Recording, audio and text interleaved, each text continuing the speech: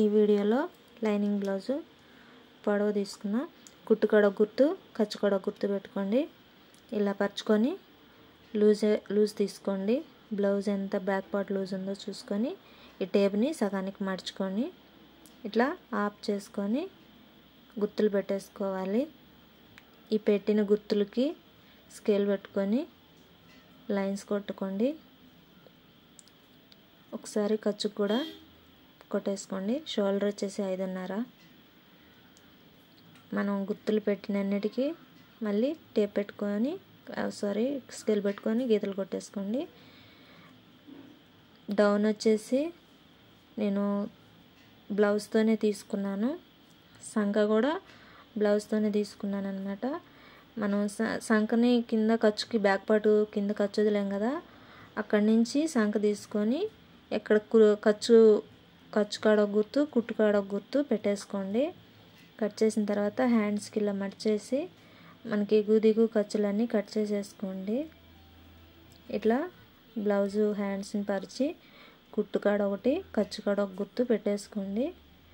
Cut చేసేసుకోండి. మనం పెట్టిన గుర్తులన్నిటికీ డాట్లు పెట్టేసుకొని క్రాస్ తీసేసుకోండి. ఫ్రంట్ పార్ట్కి వచ్చేటట్టు ఈ క్రాస్ అనేది ఫ్రంట్కి రావాలన్నమాట.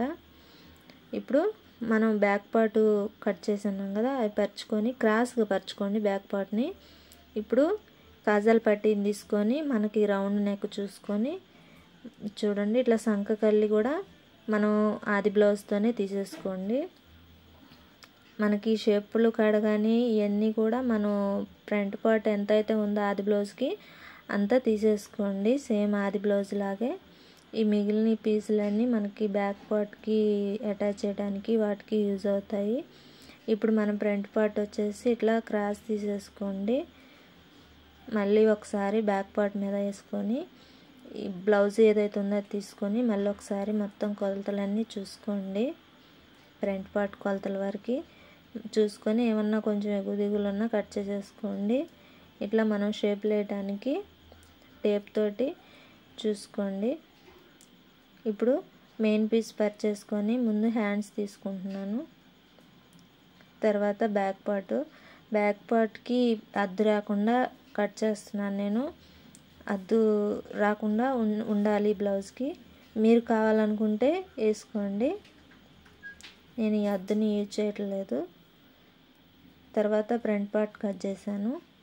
ఇప్పుడు మనకి షేప్ పట్టీలు ఉంటాయి కదా, దానికి క్లాత్ వాడుతున్నాను.